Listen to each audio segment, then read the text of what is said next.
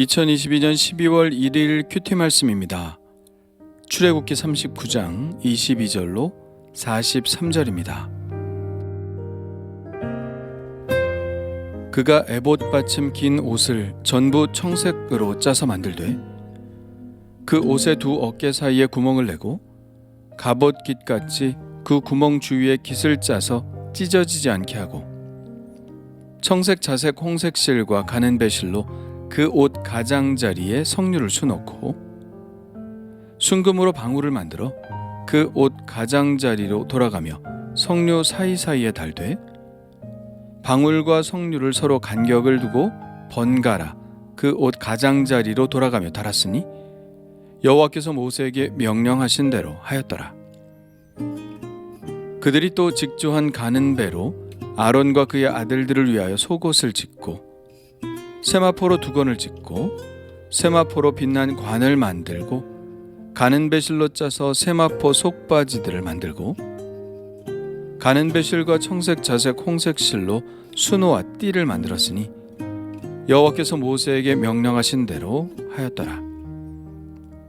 그들이 또 순금으로 거룩한 패를 만들고 도장을 새김같이 그 위에 여호와께 성결이라 새기고 그 패를 청색 끈으로 관 전면에 달았으니 여호와께서 모세에게 명령하신 대로 하였더라.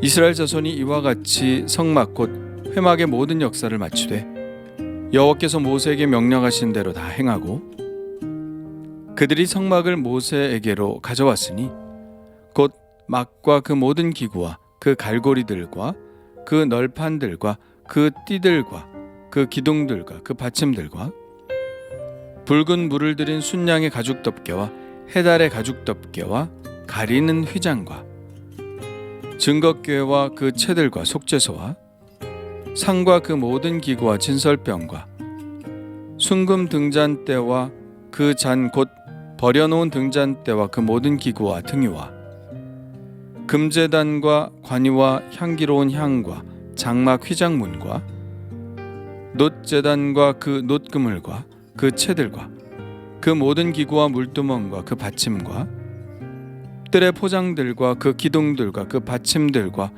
뜰문의 휘장과 그 줄들과 그 말뚝들과 성막 곧 회막에서 사용할 모든 기구와 성소에서 섬기기 위한 정교한 옷 곧 제사 직분을 행할 때에 입는 제사장 아론의 거룩한 옷과 그의 아들들의 옷이라. 여호와께서 모세에게 명령하신 대로 이스라엘 자손이 모든 역사를 마치매 모세가 그 마친 모든 것을 본즉 여호와께서 명령하신 대로 되었으므로 모세가 그들에게 축복하였더라. 아멘.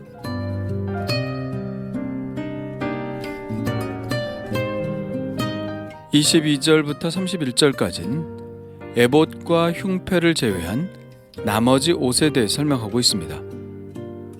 우선은 에봇 받침 긴 옷을 전부 청색으로 짜서 만들었습니다. 그 옷의 두 어깨 사이에 구멍을 내고 그 구멍 주위에 깃을 짜서 찢어지지 않게 하였습니다. 그리고 색실로 그 옷 가장자리에 성류를 수놓았습니다. 여기서 옷 가장자리란 하단을 말합니다. 25절에 순금으로 방울을 만들어 성류 사이사이에 달았다는 것을 보면 수를 놓은 성류는 옷에 수를 놓았다기보다는 수놓은 성류를 만들어 하단에 달았다고 해야 할 것입니다. 28장에는 한 금방울 한 성류, 한 금방울 한 성류라고 되어 있죠. 그런데 왜 그냥 겉옷이라고 하지 않고 에봇 받침 긴 옷이라고 했을까요? 이것으로 알 수 있는 것은 이 옷이 에봇과 세트로 되어 있는 옷이라는 것입니다. 이렇게 에봇 받침 긴 옷과 에봇과 흉패는 한 세트로 되어 있는 옷입니다. 이 세트는 오직 대제사장만이 입을 수 있는 옷이었죠. 그러면 일반 제사장들은 어떤 옷을 입었을까요? 27절부터 나오는 세마포 속옷. 일반 제사장들은 그렇게 입고 직임을 수행했습니다. 속옷은 가는 배 곧 세마포로 만들었기 때문에 흰 옷이었죠. 아론과 그 아들들을 위한 옷이라고 했으니 모든 제사장들이 입었던 옷이라는 것을 알 수 있습니다. 사무엘상에 보면 사무엘도 어릴 때부터 이 세마포로 된 옷을 입고 하나님을 섬겼죠. 이 세마포로 만든 것은 속옷만이 아니었습니다. 두건도 짓고 빛난 관도 만들었습니다. 두건이라는 말은 성경에서 오직 이곳에서만 나옵니다. 다른 곳에서는 관만 나오죠. 그래서 두건에 관한 설명을 거의 찾아볼 수가 없는데요. 두건은 우리가 알듯이 머리카락을 완전히 감싸는 수건과 같은 것입니다. 아마도 관을 쓰기 위해 머리카락을 정리하는 데 유용했을 것입니다. 그러니까 먼저 두건을 쓰고 그 위에 관을 쓴 것이죠. 그런데 금속으로 만든 것도 아닌데 왜 빛난 관이라고 했을까요? 세마포 자체가 흰색이기 때문에 햇빛이 반사될 때 찬란하게 빛나는 백색의 아름다움을 보여줍니다. 예수님께서 변화산에서 변화하셨을 때 그 옷이 광채가 나며 세상에서 빨래하는 자가 그렇게 희게 할 수 없을 만큼 매우 희어졌더라 라고 했듯이 백색이 주는 빛이 있는 것이죠.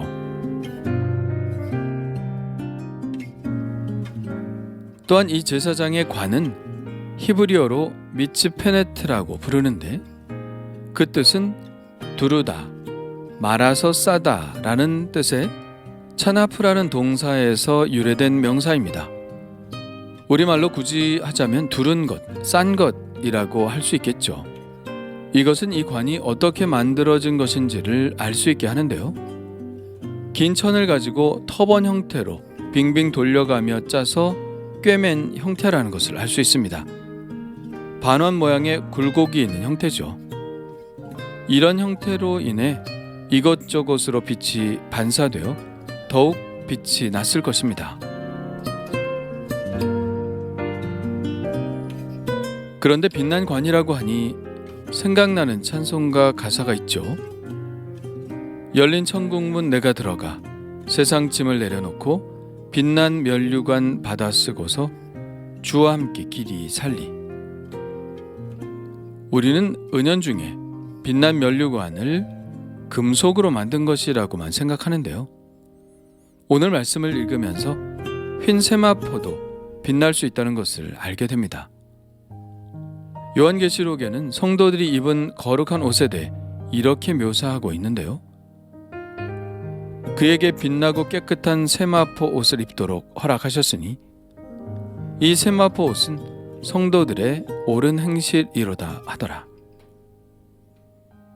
이것으로 보아 여기서도 세마포 옷이 빛나고 깨끗할 수 있다는 것을 알 수 있고요. 그리스도인들을 빛나게 하는 것은 옳은 행실이라는 것도 알 수 있습니다.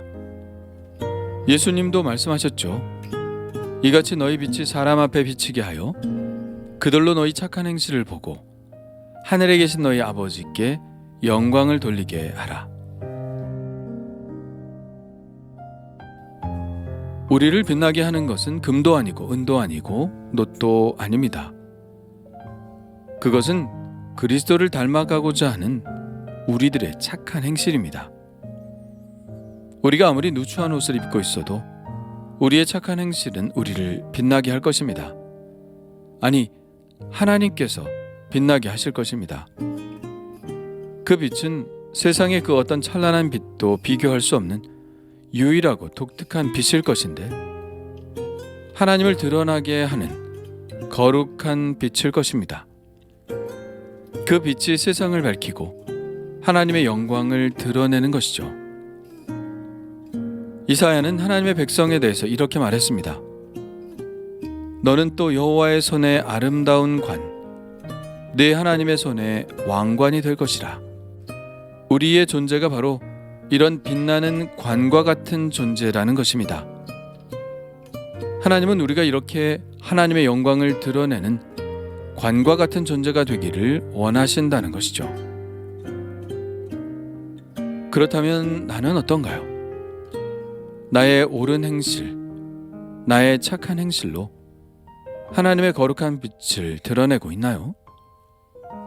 그 빛을 보고 사람들이 하나님께 영광을 돌리는 그런 존재로 살아가고 있나요?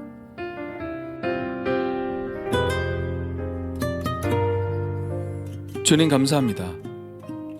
착한 행실의 세마포를 입게 하시고 옳은 행실의 관을 쓰게 하옵소서. 그리스도인으로서 오직 그리스도를 드러내는 행실을 통해 빛이 나는 사람이 되게 하여 주옵소서. 사치나 허영으로가 아니라, 교만과 자랑으로가 아니라 겸손한 사랑으로 오직 하나님의 거룩하심만 드러내는 사람이 되게 하여 주옵소서. 금과 같은 존재, 은과 같은 존재, 놋과 같은 존재가 아니라 흰 세마포와 같은 깨끗함과 순수함으로만 빛을 내는 자가 되게 하여 주옵소서. 오늘도 우리에게 영광과 존귀로 관을 씌워주시는 예수 그리스도의 이름으로 기도합니다.